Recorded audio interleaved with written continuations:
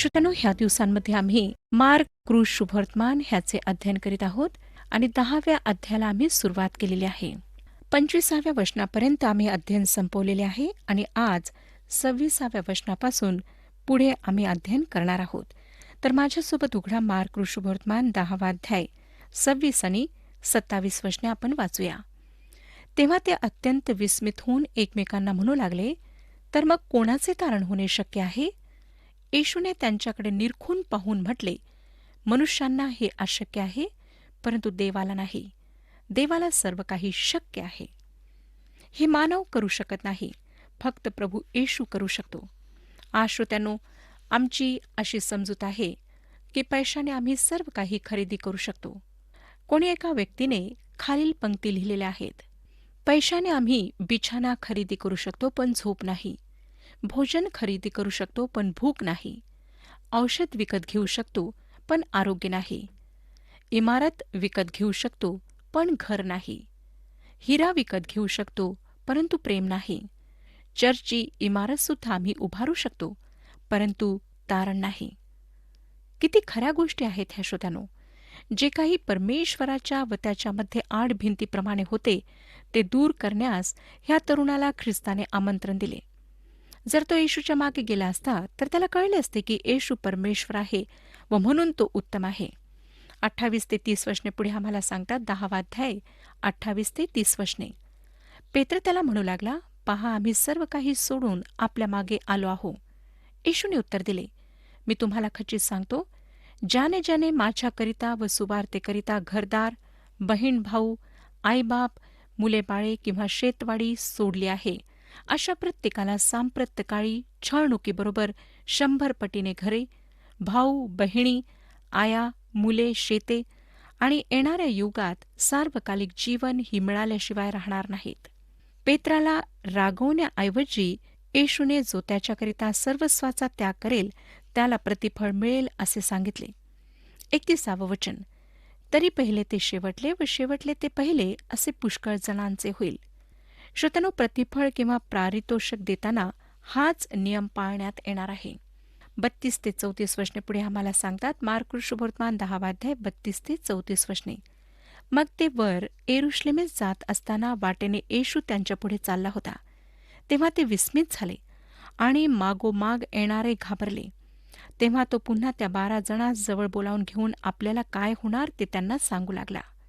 पहा, आपण वर येरुशलेमेस जात आहो.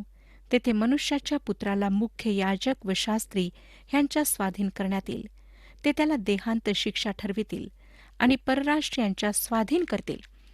आणि ते त्याची थट्टा करतील, त्याच्यावर थुंकतील, त्याला फटके मारितील व त्याचा जीव घेतील आणि 3 दिवसांनी तो पुन्हा उठेल. आता तो येरुशलेमकडे अर्थात प्रभू येशू ख्रिस्त येरुशलेमकडे वाटचाल करीत आहे. त्याला माहीत आहे व तो त्यांना सांगत आहे की तो तेथे मरण्यास जात आहे. पुन्हा लक्षात घ्या की तो मृत्यूसोबत त्याच्या पुनरुत्थानाचा सुद्धा उल्लेख करतो. तो पुनरुत्थानाचा उल्लेख नेहमीच करतो. 35 ते 38 वचने. जब्दीचे दोघे मुलगे याकोब व योहान त्याच्याकडे येऊन त्याला म्हणाले, गुरुजी, आम्ही आपल्याजवळ जे काही मागू त्याप्रमाणे आपण आम्हासाठी करावे अशी आमची इच्छा आहे.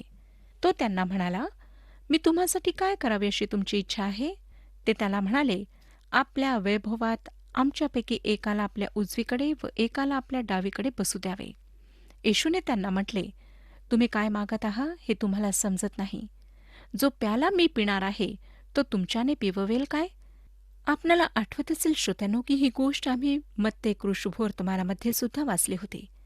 एक माता आली व आपल्या मुलांना हे मिळावे अशी मागणी करू लागली. तेव्हा येशूने त्यांना विचारले, जो बाप्तिस्मा मी घेणार आहे तो तुमच्याने घेववेल काय? व ते म्हणाले, घेववेल. 39 आणि 40 वचने पुढे सांगतात. ते त्याला म्हणाले, घेववेल. येशूने त्यांना म्हटले, जो प्याला मी पिणार आहे तो तुम्ही प्याल व जो बाप्तिस्मा मी घेणार आहे तो तुम्ही घ्याल हे खरे. पण माझ्या उजवीकडे व डावीकडे कोणाला बसू देण्याचे माझ्या हाती नाही. त्या जागा ज्यांच्यासाठी सिद्ध केल्या आहेत त्यांनाच त्या मिळणार. आम्हाला माहीत आहे की याकोब हुतात्मा झाला. योहानाला हद्दपार करून पातम नावाच्या बेटावर ठेवण्यात आले होते. तो हुतात्मा झाला असा विश्वास जरी नसला तरी त्याला मारण्यात आले असावे. आम्हाला ह्याविषयी माहिती नाही. आमच्या प्रभूने असे नाही म्हटले की त्याच्या डावीकडे व उजवीकडे जागा नाही. त्याने म्हटले की ती जागा कोणालाही अशीच देता येत नाही, परंतु जे ती जागा मिळवितील ते स्वतःला त्या जागेसाठी तयार करीत आहेत. स्वर्ग आम्हाला एका देणगीच्या रूपात प्राप्त होतो, परंतु स्वर्गामध्ये जागा त्यासाठी आम्हाला काही करावे लागते. श्रोतांनो, तारण मोफत आहे, परंतु आम्ही प्रतिफळ प्राप्त करण्यासाठी कार्य करतो आणि आम्ही कार्य करायला हवे. जर आपणाला त्याच्याकडून अर्थात परमेश्वराकडून प्रतिफळ मिळवायचे आहे तर नुसते आरामात बसून ते मिळणार नाही, तर ते मिळविण्याकरिता आम्हातील प्रत्येकाला कार्य करावे लागेल. 41 वचन. हे ऐकून बाकीचे 10 जण याकूब व योहान ह्यांच्यावर संतापले. ते नाखुश झाले, कारण त्यांना उत्तम पद हवे होते. म्हणून प्रभूला त्यांना दुसरे तत्व शिकवावे लागले. जी पद्धत हे जग वापरते ती देवाची पद्धत नाही. 42 ते 44 वचने पुढे आम्हाला सांगतात. तेव्हा त्यांना जवळ बोलावून घेऊन येशू त्यास म्हणाला, परराष्ट्रीयात सत्ताधारी म्हणून जे मानलेले आहेत ते त्यांच्यावर जुलूम करीतात व त्यांचे वरिष्ठ लोक त्यांच्यावर अधिकार चालवितात, हे तुम्हाला ठाऊक आहे. परंतु तुमची गोष्ट तशी नाही. तर जो तुम्हामध्ये मोठा होऊ पाहतो त्याने तुमचा सेवक झाले पाहिजे, आणि जो कोणी तुम्हामध्ये पहिला होऊ पाहतो त्याने सर्वांचा सेवक झाले पाहिजे. श्रोतांनो, परमेश्वराची ही पद्धत आहे. जे नम्र आहेत, जे स्वतःला सेवेमध्ये अगदी दीन आणि लहान समजतात, त्यांना घेऊन त्यांना नेतृत्व करण्याचे कार्य द्यावे, ही परमेश्वराची पद्धती आहे. कोणताही प्रमुख सगळ्यांचा सेवक असायला हवा. 45 वचन.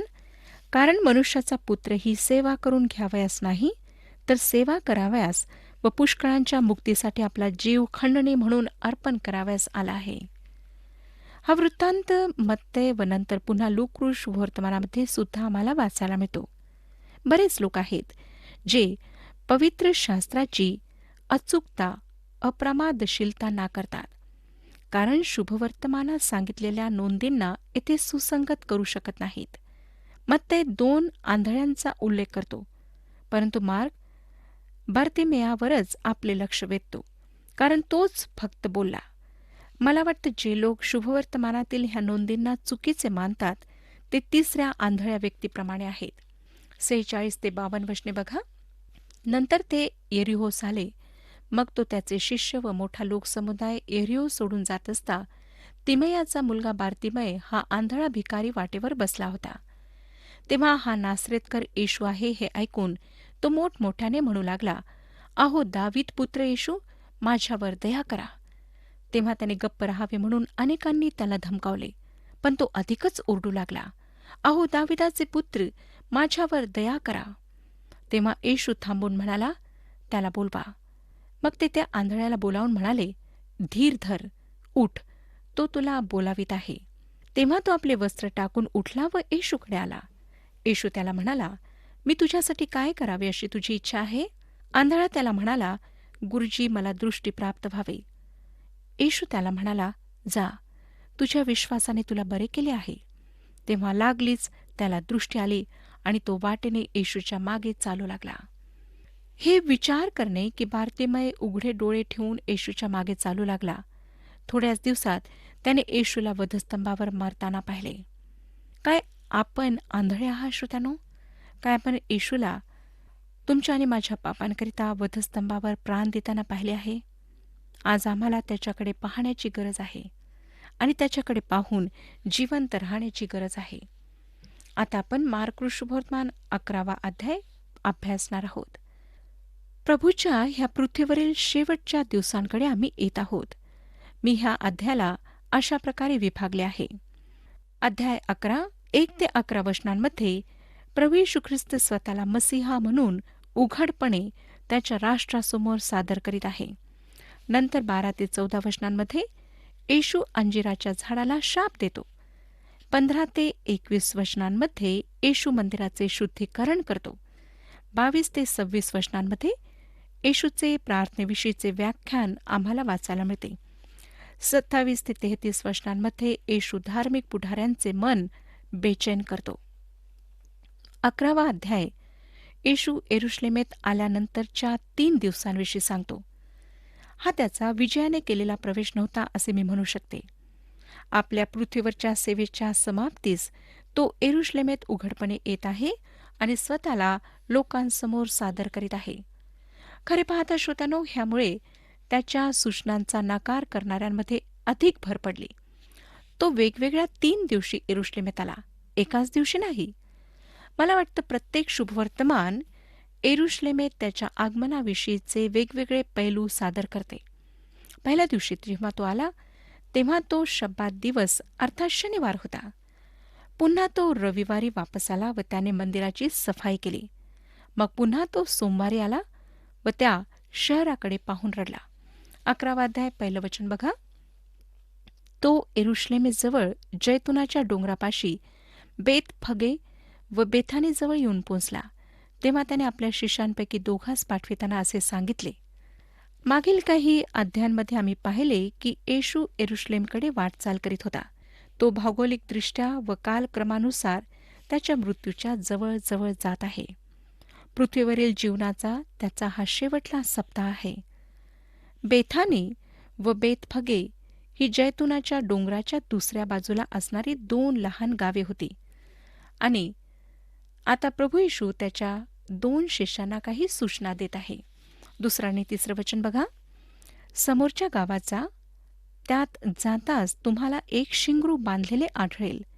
त्याच्यावर कोणी कधीच बसले नाही ते सोडून आणा. आणि तुम्ही असे का करिता असे जर कोणी तुम्हाला विचारले तर असे सांगा की प्रभूला ह्याची गरज आहे आणि तो लागलेच ते इकडे परत पाठवेल. ह्या शिंगराविषयी 2 संभाव्य स्पष्टीकरणे देता येतील ज्यावर बसून प्रभू येशू येरुशलेममध्ये प्रवेश करणार होता. प्रभू येशू परमेश्वर असल्यामुळे सर्व गोष्टींचे ज्ञान ठेवणार आहे व त्यामुळे त्याला त्या शिंगराविषयी माहिती होती. हे सुरूपासून शेवटपर्यंत एक आश्चर्यकर्म असू शकते. दुसरीकडे होऊ शकतं की सुरुवातीपासूनच ह्या सर्व गोष्टींची योजना करण्यात आलेली होती, त्यामुळे हे सर्व मानवीय होते. जेव्हा स्वाभाविकपणे एखाद्या गोष्टीचे स्पष्टीकरण होऊ शकते तर तिला चमत्कार म्हणणे योग्य ठरणार नाही. मला वाटतं श्रोत्यांनो, आमच्या प्रभूने आधीच शिंगराची व्यवस्था करून ठेवली होती आणि मला वाटतं जर आपण त्या दृष्टीने त्याच्याकडे पाहाल तर आपल्याला अधिक महत्त्वाचा अर्थ कळेल. महत्त्वाची गोष्ट म्हणजे येशू आपला अधिकार बजावित आहे. लक्षात घ्या, जर कोणी प्रश्न करेल तर त्यांना सांगा की प्रभूला ह्याची गरज आहे, म्हणजेच अधिकार बजावणे आणि हक्क सांगणे. जेव्हा काही लोक त्याला मारण्याच्या बेतात होते तर दुसरे त्याच्याविषयी निष्ठावंत होते, सत्यनिष्ठ होते. काही होते जे त्याच्या आज्ञा पाळीत होते व हे 1900 पेक्षा अधिक वर्षांपासून खरे आहे. आज सुद्धा ह्या 2 वर्गाचे लोक आहेत. पुढे आम्ही वाचतो की जेव्हा ते तेथे गेलेत तेव्हा जसे येशूने त्यांना सांगितले होते तसेच त्यांना आढळले. 4 ते 6 वचने. तेव्हा ते निघाले आणि रस्त्यावर दाराशी बाहेर बांधलेले एक शिंगरू त्यांना आढळले, ते त्यांनी सोडले. तेव्हा तेथे उभे असलेल्या लोकांपैकी काही जण त्यांना म्हणू लागले, शिंगरू सोडून तुम्ही काय करीत आहात? येशूने सांगितल्याप्रमाणे त्यांनी त्यांना उत्तर दिले. तेव्हा त्यांनी त्यांना जाऊ दिले. श्रोत्यानो, आपल्या लक्षात येईल की त्यांनी केवळ त्याच्या सूचनांप्रमाणे केले आणि शिंगरू घेऊन वापस परतले. 7 ते 9 वचने. नंतर त्यांनी ते शिंगरू येशूकडे आणले, त्याच्यावर आपली वस्त्रे घातली व तो त्याच्यावर बसला. तेव्हा पुष्कळ लोकांनी आपली वस्त्रे वाटेवर पसरली.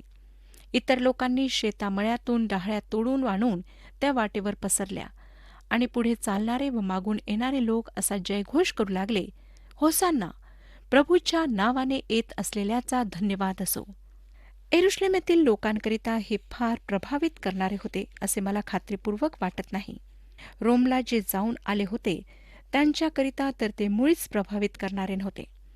कारण तेथे कैसरपैकी एखादा जर युद्धावरून वापस येत असे तेव्हा त्याचा तो विजयाने केलेला प्रवेश इतका भव्य असे, इतके बंदी तो आपल्यासोबत आणत असे की ती मिरवणूक 2-3 दिवस आणि रात्र चालत असे. हे विजयाने येणे होते. येथे फक्त परंतु आम्हाला काही गलिली शेतकरी असे दिसतात. महत्वाची आणि मनोवेधक गोष्ट म्हणजे श्रोत्यानो, ह्या ठिकाणी प्रभू येशू ख्रिस्त स्वतःला उघडपणे लोकांसमोर सादर करीत होता. 11वं वचन बघा. नंतर तो यरुशलेमेत आल्यावर मंदिरात गेला आणि त्याने सभोवार सर्व काही पाहिल्यावर संध्याकाळ झाली, म्हणून तो आपल्या 12 शिष्यांसह बेथानीस निघून गेला. 2 गोष्टी महत्वाच्या आहेत, ज्या आम्ही ह्या ठिकाणी पाहायला हव्यात. हा श्रोत्यानो अर्थातच शब्बात दिवस होता व मंदिरामध्ये पैशाची लेनदेन करणारे व्यापारी नव्हते. पहिल्या दिवशी तो याजकाच्या रूपात आला व तो स्वतः अर्पण होता. तो प्रमुख याजकाच्या रूपात तुमच्या आणि माझ्या पापांसाठी परमेश्वराला ग्रहणयोग्य असे अर्पण करण्यास आला. लक्षात घ्या की त्याने यरुशलेमेत रात्र घालवली नाही, तर तो बेथानी येथे संध्याकाळी वापस परतला. येशूने स्वतःला उघडपणे लोकांपुढे प्रगट केले व तो आता त्यांच्याकडून निर्णय मागत होता. ज्या शहराने त्याला नाकारले तेथे त्याने रात्र घालवली नाही, हे मात्र आपण म्हणू शकतो. 12 ते 14 वचने. दुसऱ्या दिवशी ते बेथानीहून निघाल्यानंतर त्याला भूक लागली. तेव्हा पाल्याने डंवरलेले एक अंजिराचे झाड त्याला दुरून दिसले आणि कदाचित त्याच्यावर काही मिळेल ह्या अपेक्षेने तो त्याकडे गेला, परंतु तेथे गेल्यावर पाल्या वाचून त्याला काही आढळले नाही, कारण अजून अंजिराचा हंगाम आला नव्हता. तेव्हा तो त्याला म्हणाला, कोणीही ह्यापुढे तुझे फळ कधी न खाओ. त्याचे शिष्य हे ऐकत होते. दुसऱ्या दिवशी ते बेथानीहून निघाले. हा दुसरा दिवस आहे जेव्हा त्याने विजयाने यरुशलेममध्ये प्रवेश केला. एका लहानशा घटनेने बराच वाद निर्माण झाला. त्याने ह्या दिवशी मंदिर शुद्ध केले व अंजिराच्या झाडाला शाप दिला. माझ्या मते श्रोत्यानो, इस्रायल राष्ट्र अंजिराच्या झाडाद्वारे दर्शविण्यात आले आहे. मला वाटतं काही लोक ह्यावर आक्षेप घेतील. मी वितंडवादी होऊ इच्छित नाही. ह्यामध्ये जो आत्मिक पाठ आहे त्यामध्ये मला अधिक रुची आहे, कारण ह्या लोकांजवळ देवाने दिलेल्या धर्माची बाहेरून दिसणारी पाने होती, परंतु आत्मिक फळ नव्हते. हा त्याचा लाउदिकिया येथील मंडळीला संदेश होता. त्यांच्याजवळ काहीच नव्हते.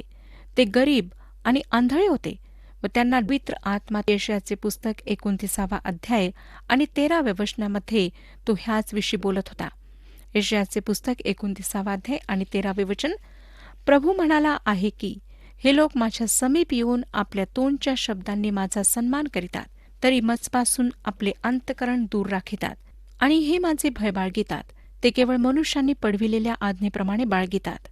श्रोत्यानो, मंडळांची स्थिती अशीच आहे असे मी मानते. प्रभू येशूने अंजिराच्या झाडाला शाप दिला व ते वाळून गेले. 15वं वचन पुढे आम्हाला सांगतं, मग ते यरुशलेमेस येऊन पोहोचल्यावर तो मंदिरात गेला व मंदिरात क्रय विक्रय करणाऱ्यांना बाहेर घालून देऊ लागला. त्याने सराफाचे चौरंग व कबुतरे विकणाऱ्यांच्या बैठकी उलथून टाकल्या. तो ह्या ठिकाणी मंदिराची सफाई करीत आहे. योहान सांगतो की त्याने आपल्या सेवेच्या सुरुवातीला मंदिर साफ केले व नंतर सेवेच्या शेवटी मंदिर साफ केले. हे दुसऱ्या दिवशी, जो रविवार होता पण शब्बात नव्हता, त्या दिवशी घडले. क्रय विक्रय करणारे आता मंदिरात होते. दुसऱ्या देशाहून आलेले लोक पैशाची अदलाबदल तेथे करीत होते. मंदिरात जी नाणी चालत ती असणे त्यांच्याकरिता आवश्यक होते, कारण दुसरी नाणी तेथे चालत नसत. जेव्हा हे पैसे बदलणारे पैसे बदलत तेव्हा ते त्यासाठी ह्या लोकांकडून काही पैसे वसूल करीत असत. परंतु प्रभूने म्हटले की त्यांनी मंदिराला चोराची गुहा बनवले आहे. धर्माच्या नावाखाली सर्व 2 नंबरचा धंदा तेथे करीत होते. मसीहा म्हणून लोकांसमोर उघडपणे त्याचे प्रगट होणे, यरुशलेमेतील त्याचा विजय प्रवेश नव्हता. त्याला त्या ठिकाणी नाकारण्यात आले. मला हे विजयोत्सवाने म्हटलेले आवडत नाही व ह्याला पवित्र शास्त्राचा सुद्धा आधार नाही. त्याच्या विजयोत्सवाने केलेल्या प्रवेशासाठी आपणाला वाट पाहावी लागेल. तेव्हा ख्रिस्तामध्ये मृत्यू पावलेले प्रथम उठतील व नंतर जे आम्ही जिवंत आहोत ते आम्ही उठू. थेसलनिकाकरास पहिले पत्र 4 अध्याय 16 आणि 17 वचने सांगतात. थेसलनिकाकरास पहिले पत्र 4 अध्याय 16 आणि 17 वचने. कारण आज्ञाध्वनी आद्य दिव्य दूताची वाणी व देवाच्या तुतारीचा नाद होत असता प्रभू स्वतः स्वर्गातून उतरेल आणि ख्रिस्तामध्ये जे मेलेले आहेत ते पहिल्याने उठतील. नंतर जिवंत उरलेले आपण त्यांच्याबरोबर प्रभूला सामोरे होण्यासाठी मेघारूढ असे अंतराळात घेतले जाऊ आणि तसे सदा सर्व काळ प्रभूजवळ राहू. श्रोत्यानो, ह्या 1900 पेक्षा अधिक वर्षांपेक्षा अधिक काळात अनेक लोक ख्रिस्ताकडे आलेत. अनेक संत ह्या पृथ्वीवरून त्याच्याकडे जात आहेत. त्याच्या दुसऱ्या आगमनसमयी हे सर्व त्याच्यासोबत असतील व तो विजयोत्सवाने केलेला प्रवेश असेल. आता आपण 20 आणि 21 वचने वाचूया. मग सकाळी वाटेने जाताना त्यांना ते अंजिराचे झाड मुळापासून वाळून गेलेले दिसले. तेव्हा पेत्राला आठवण होऊन तो त्याला म्हणाला, गुरुजी, आपण ज्या अंजिराच्या झाडाला शाप दिला ते वाळून गेले आहे, पहा. ह्यामुळे आमच्या प्रभूला प्रार्थनेविषयी ह्या गोष्टी सांगाव्या लागल्या. त्या अंजिराच्या झाडाकडे पाहून त्यांना आश्चर्य वाटले व त्यामुळे त्याला हा संदेश त्यांना द्यावा लागला. 22 आणि 23 वचने आम्हाला सांगतात, येशूने त्यांना उत्तर दिले, देवावर विश्वास ठेवा. मी तुम्हाला खचित सांगतो की जो कोणी ह्या डोंगराला तू उपटून समुद्रात टाकला जा असे म्हणेल आणि आपल्या अंतःकरणात शंका न बाळगता आपण म्हणतो तसे घडेलच असा विश्वास धरील, त्याच्या शब्दाप्रमाणे घडून येईल. हे फार मनोवेधक आहे की विश्वासाच्या प्रार्थनेवर देण्यात आलेला हा संदेश पेत्राला त्या अंजिराच्या वाळलेल्या झाडाला पाहून जी आठवण झाली त्यामुळे देण्यात आला. प्रार्थनेमध्ये प्रथम पायरी आहे परमेश्वरावरील विश्वास. आज श्रोत्यानो, जेव्हा कधी आपण देवाजवळ प्रार्थना करता तेव्हा बघा की आपल्यामध्ये विश्वास आहे किंवा नाही. जर आपल्या विश्वासामध्ये उणीव आहे तर आपल्या प्रार्थनेचे उत्तर आपल्याला मिळणार नाही. परंतु विश्वासाने केलेली प्रार्थना परमेश्वर ऐकतो आणि त्या प्रार्थनेचे उत्तर देतो. परमेश्वर आपणा सर्वांस आशीर्वाद देव.